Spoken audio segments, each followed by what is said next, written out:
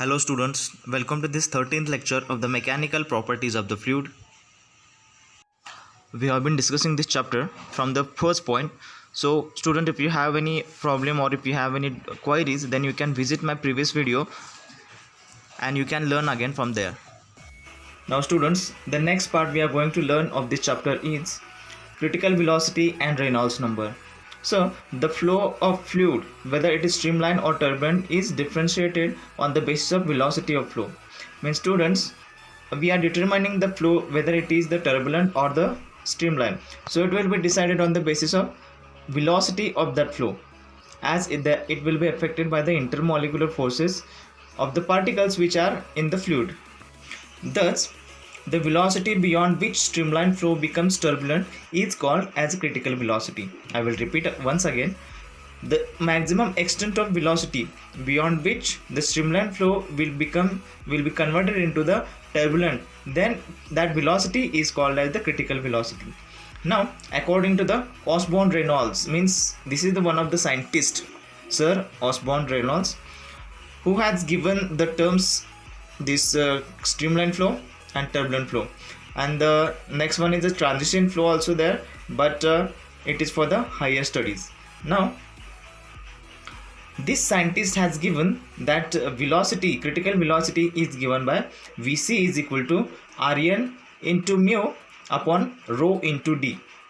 Now we will see what this all the terms belongs to. Now Vc is nothing but the critical velocity of the fluid. Rn means the Reynolds number. Usually the Rn is the Reynolds number is denoted by the only letter R, but here they have just took the one more small letter n for your understanding easily. So the Rn is equal to Reynolds number, and the mu is equal to coefficient of viscosity.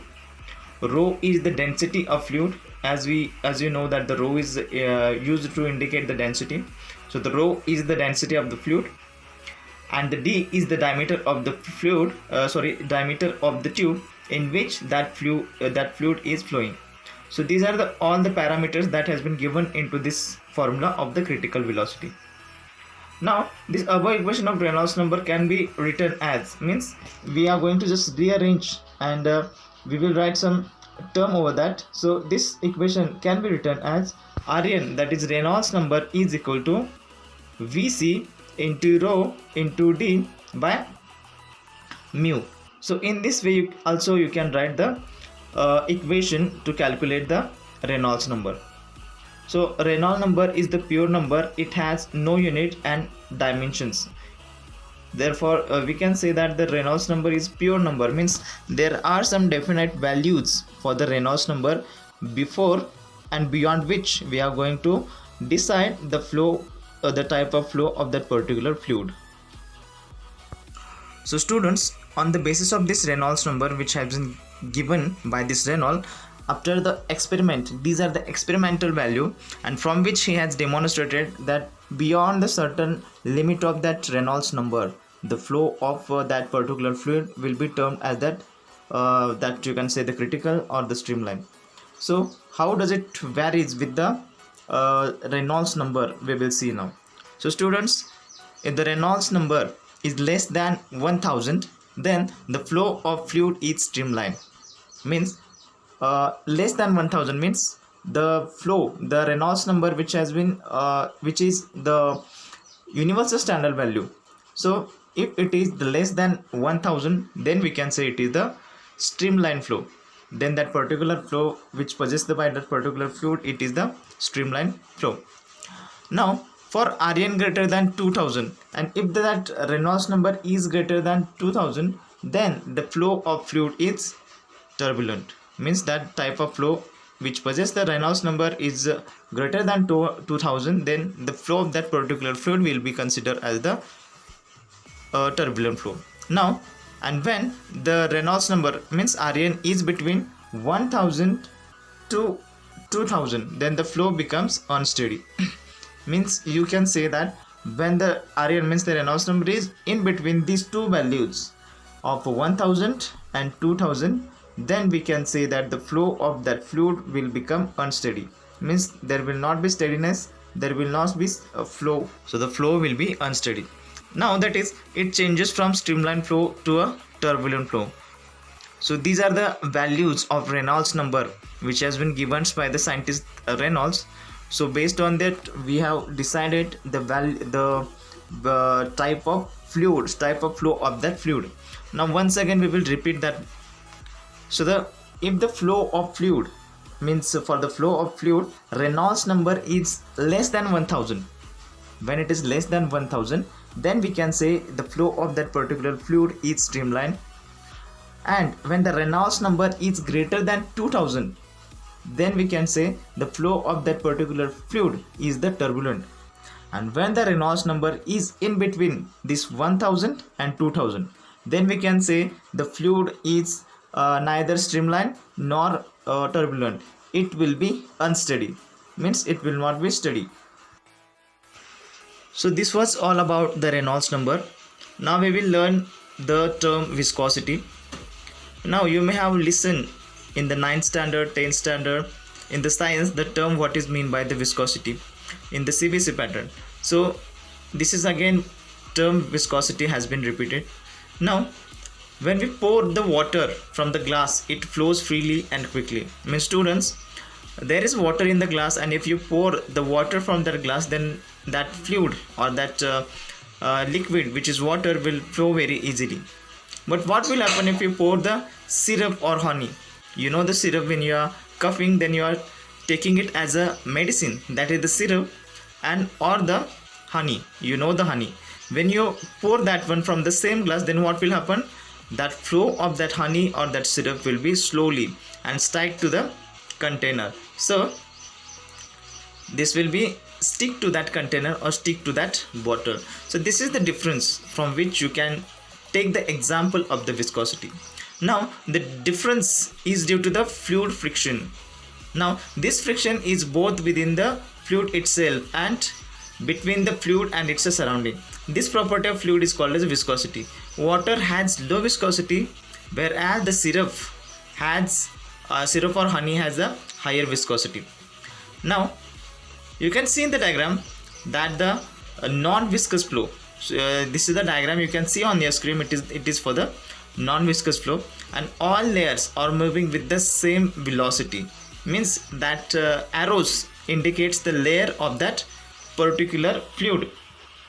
Now the diagram is of the layer of with the different velocities, and the central layer of flow is faster than the outermost layer of the outermost layers. So the middle one arrow, you can say it is the longest or longer in length, and it shows that that layer is too faster than that of the other, you can say, which indicated by the small arrows. Thus the viscosity of such a fluid is 0. Now the only fluid that is almost non-viscous is the liquid helium. The liquid helium, if you see, then it is the non-viscous, about 2K. 2K means 2000. Now in this reaction we will study the viscosity of the fluid, how it affects of the fluid. So students, this is the first diagram that we have seen about the flow of that viscosity of that syrup or honey. How does it react? Now the next one we will see is the non-viscous flow. Means there will be the no viscosity exist.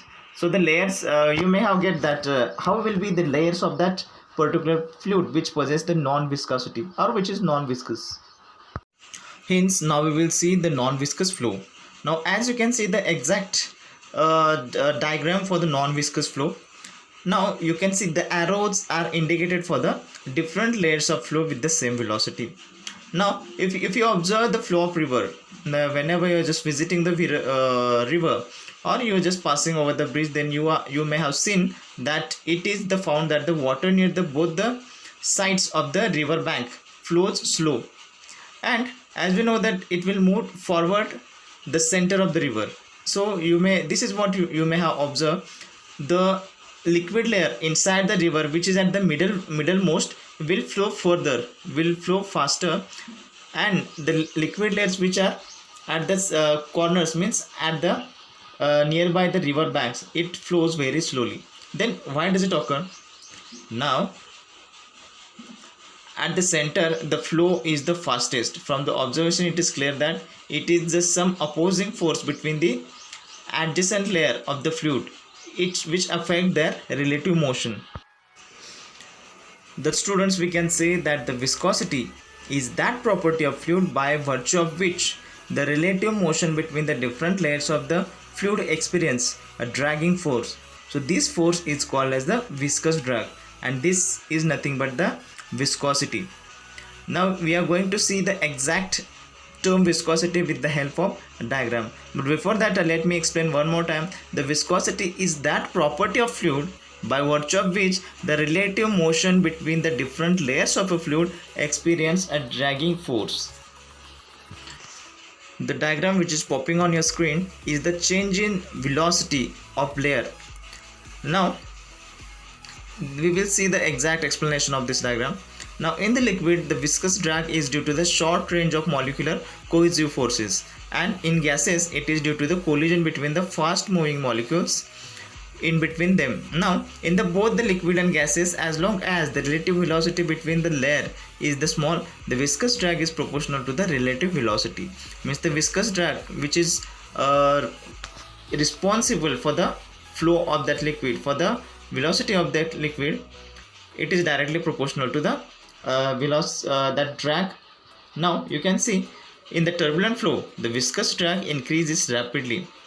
It is not the proportional to the relative velocity but the proportional to the higher power of the relative velocity. So this is the change in velocity of the layer as its distance from the referee layer changes or the reference layer changes. Now the next term we are going to learn, it is about the velocity gradient. So the rate of change of velocity with the distance measured from its stationary layer is called as the velocity gradient, which has been denoted by the dv by dx. So the dv by dx, from which we can keep in mind that the dv is nothing but the velocity of that fluid and the dx nothing but the displacement. So the change in velocity with respect to the displacement is nothing but the velocity gradient. So in this way you can remind the definition of the velocity gradient. Now the next term is the coefficient of viscosity. Now we have seen what is meant by the viscosity. Now we will learn the coefficient of viscosity. According to Newton's law of viscosity, for streamline flow, the viscous force F acting of any layer is directly proportional to the area A of the layer and the velocity gradient dv by dx. Thus we can say, as the viscous force F acting on the layer is directly proportional to the area A and the layer and the velocity gradient dv by dx. So thus we can say that the force that is the F is directly proportional to the A into dv by dx. We have already seen that the A is nothing but the area and the dv by dx is nothing but the velocity gradient. So F is directly proportional to the A into dv by dx. So if you want to remove the proportionality sign, then it will be F is equal to mu into A into dv by dx, where mu is the constant called the coefficient of viscosity of the liquid. Now the mu can be calculated with the rearranging the above equation as the mu is equal to F upon A into dv by dx. So thus by rearranging this equation we can calculate the mu. The students, now we can see the exact definition of the coefficient of viscosity. Now the coefficient of viscosity can be defined as the viscous force per unit area per unit velocity gradient. So this is nothing but the coefficient of viscosity, and the SI unit of viscosity is the Newton second per meter square. So this is the viscosity and the viscosity velocity gradient. So students, in this point we have seen about the velocity gradient and how we have defined that one. We will revise now. The velocity gradient is the rate of change of velocity with the distance or with respective to the distance, and it is measured from the stationary layer. Stationary layer means the layer which is not in moving condition, that is the stationary layer, and mathematically it may be given as the dv by dx. So this is the velocity gradient we have seen, and the next one definition we have seen is the coefficient of viscosity, and the coefficient of viscosity is defined as the viscous force per unit area per unit velocity gradient. So this is what the definition of the coefficient of viscosity, and its the SI unit is Newton second per meter square. So this is what we have seen till now, student, about the mechanical properties of the fluid. Now the remaining part of this chapter we will see in the next video. Thank you so much.